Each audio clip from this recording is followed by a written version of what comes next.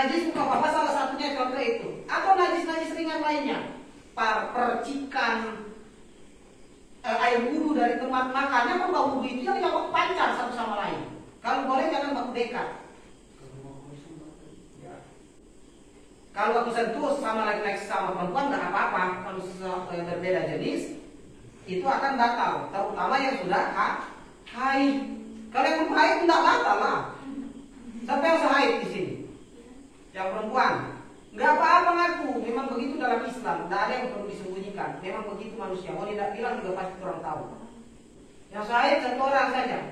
Sisanya yang kelas 8 siapa-siapa yang perempuan. Yang kelas 7. Kelas 7 siapa-siapa?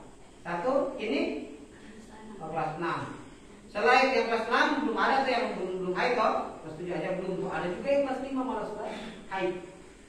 Jadi haid itu nanti hitung dari kelas. Memang dasar dia keturunannya memang begitu. Ada keturunan orang haid kasih kelas 4 5 mau haid. Jadi dia bersyukur yang haid. Berarti Anda telah ditakdirkan sebagai seorang perempuan yang normal. Nah, najis muka apa? Percikan tadi apa namanya? Teman bau pancarannya itu namanya air mustamal. Air mustamal atau air yang suci tapi tidak menyucikan. Air tahir, ghairu mutahhir. Air yang suci namun tidak bisa mensucikan. Jadi pancaran itu suci itu air itu, tapi tidak bisa mensucikan karena sudah terkena kotor. Sudah sampai situ dan masih banyak lagi contoh-contoh. Terlalu panjang lama-lama sudah mengajar ini. Nah, selanjutnya najis mutawasitah, najis pertengahan. Najis pertengahan ini sama dengan orang injak kata kotoran cecak atau kotoran kita sendiri atau kotoran anak ayam atau kotoran makhluk yang berdarah. Makhluk yang berdarah apa ya? Tentu saja ya ayam apalagi. Jadi kotoran ikan, nah bisa terkena itu ya. Itu terkena itu atau malah orang buang air besar. Kita telah najis. Makanya sebentar nanti orang bahas juga dari cara bacebo itu harus jelas bersih. Enggak sembarangan. Dalam Islam itu ada dari aturan-aturan. Najis mutawasit, najis pertengahan. Salah satu contohnya terkena darah sendiri, ada jerawat, pici, tahu darah. Nah, itu najis. Salah satu najis pertengahan, tapi tidak najis banget ya. Najis atau kena kotoran manusia pun atau kena kotoran ayam, darah makhluk hidup yang berdarah. Yang mati sendiri apalagi kena bangkai, ya, kena bangkai. Bangkai itu maksudnya apa? Makhluk hidup yang berdarah, yang mati tidak disembelih itu namanya bangkai. Kemudian yang terakhir najis mughalazah. Najis mughalazah atau najis berat. Contohnya apa? Air liur anjing satu. Yang kedua darah anjing, darah babi atau daging anjing, daging babi. Boro-boro dimakan itu sudah najis mingguan itu. Itu tidak boleh. Baru yang tadi menyentuh bangkai hewan yang najis seperti bangkai hewan anjing, bangkai hewan yang lain juga oleh perdebatan ulama. Ada juga yang mengatakan itu najis berat. Bangkai kucing itu tidak boleh. Dan masih banyak lagi. Najis mughalazah selanjutnya selain itu adalah darah haid. Siapa yang haid? Nah, dia sedang najis, namanya najis besar atau najis mughalazah. Yang laki-laki ada enggak perbandingannya haid? Kalau perempuan haid, kalau laki-laki apa? Kalau laki-laki apa? Bibi basah. Mimpi basah. Jangan malu dong seperti itu. Kalau ujung-ujungnya maunya akan ke situ juga. Ntar bingung. Tidak pernah dijelaskan para guru dan para ustaz. Akhirnya bingung. Kenapa kita itu? Padahal itu adalah anugerah ilahi, anugerah Allah, karunia Allah yang dihadiahkan bagimu. Alhamdulillah kamu anak laki yang normal, bukan manci. Kalau 30 tahun pernah mimpi basah, nggak pernah keluar, dan perempuan nggak ada suka-sukanya, bye-bye nama. Seperti video di SCBD sana. Tahu SCBD? Nggak tahu. Jangan nonton itu. Pameran Sodom Gomora itu, Sodom akhir zaman itu. Terlaknat orang-orang yang semacam itu. Terlahir laki-laki menjadi bencong. Kecuali memang lahir memang sudah begitu, ya kita terima saja. Tapi kalau lahir normal mau suka jadi bencong itu dosa yang dilaknat oleh Allah. Nah, najis mughalazah itu kalau laki-laki tadi mimpi basah atau ya dia bangun-bangun tahu-tahu keluar sperma. Jadi dia keluar itu cairan itu di dia punya kemaluan secara sengaja atau tidak sengaja. Nah, najis yang ini kalau ini cara mencucikannya cuma dengan air atau sapu saja sudah bersih. Ya, sapu aja sudah bersih atau satu kali cipratan air sudah bersih. Kalau ini dia harus tetap dicuci berkali-kali hingga tidak ada bau, warna dan rasa. Warnanya warna kuning kalau tai, kalau biji warna coklat, yang kecoklatan sedikit kayak daun teh. Baunya pesing, kalau tai bau busuk. Rasanya, ya apalagi rasanya itu kamu bau, nggak usah dirasa itu. Cara membersihkannya apa? Cara membersihkannya dibersihkan dengan air berulang-ulang. Kalau kamu pakai sabun yang ini, kalau ini tidak perlu, cuma air saja.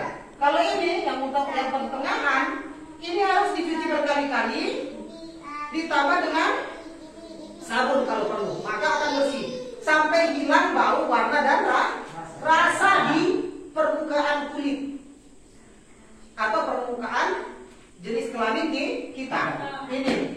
Nah, kalau mughalazah najis besar, nggak cukup hanya dicuci dengan sabun, air 1 tong pun tidak akan bisa menghilangkan ini najis ini. Najis mughalazah yang tadi kan perempuan haid atau tersentuh darah babi, tersentuh daging babi, tersentuh daging anjing, tersentuh darah anjing dan lain-lain, atau dijilat anjing. Hati-hati itu dijilat anjing. Makanya Pak Ustaz paling takut sekali dengan anjing, dan paling jijik dengan anjing. Dijilat anjing, apalagi tadi haid untuk perempuan dan mimpi basah atau keluar cairan najis dari kemaluan laki-laki, sengaja atau tidak sengaja ini, atau berhubungan suami istri kalau yang sudah menikah. Nah, ini najis seperti ini tidak cukup dengan air saja, tetapi harus mandi wajib. DP doa ya. Kalau tidak tahu DP doa ya niatkan dalam hati, Allah saya mau mandi aja deh, mandi wajib. Najis saya ini, saya mau mandi wajib. Kalau tahu doanya apa? Doanya apa? Allahumma ini a'udzubika minak apa? Kalau doa WC. Apa? Nawa itu gusla lirafil hadas akbari fardam jinabati kalau perempuan, junubi kalau laki-laki, lillahi ta'ala. Atau yang lebih pendek apa? Nawaitul ghusla lirafil hadas akbari fardam lillahi ta'ala. Jadi dia nawaitul ghusla ya. Kalau bukan nawaitul wudu'a. Kalau wudu nawaitul wudu'a. Kalau ini nawaitul ghusla lirafil hadas akbar fardam lillahi ta'ala. Nah ini kalau najis yang tadi, kalau terkena darah babi kan, kalau tadi yang di badan 4 orang kan, yaitu haid, keluar cairan bagi laki-laki sengaja tidak sengaja atau bertemu laki-laki dan perempuan, itu harus mandi dengan doa yang seperti tadi. Mandi besar, harus dari kepala dulu, kalau boleh wudu dulu baru mandi. Ya, kalau kena najis seperti tadi perempuan harus wudu dulu baru mandi. Ya, kalau haid sudah selesai haid, alhamdulillah dicek pakaian pribadinya sudah tidak lagi ada bercak coklat atau bercak hitam atau bercak merah, alhamdulillah berarti kita sudah selesai haid, sudah suci. Maka cara mandinya tadi dengan air ghusla tadi, dirafil hadas akbar fardalillahi ta'ala, atau pakai jinabati kalau perempuan, junubi kalau laki-laki. Kalau tidak perlu tinggal yang tadi aja. Kemudian mandi dari atas kepala. Sebelum mandi harus wudu dulu, tidak boleh batal ya. Loh, nanti kita mau lakukan macam-macam kan, menyentuh kemaluan nanti batal. Nah caranya ada, mandi dari kepala dengan tangan kanan begini, kasih mengalir kepala dulu, baru gosok begini, ya kan? Nah sini, Ustaz praktekkan. Nah setelah sudah di kemaluan, kan kalau itu batal wudhu kita, maka disentuh dengan bagian belakang tangan, seperti ini ya. Ya, begini. Ya, itu contoh ya. Di dubur pun begini, ya. Tidak boleh begini. Kalau kan dengan permukaan maka sudah batal wudhunya. Paham tak? Jadi mandi seperti itu. Baru balas lagi dari kiri.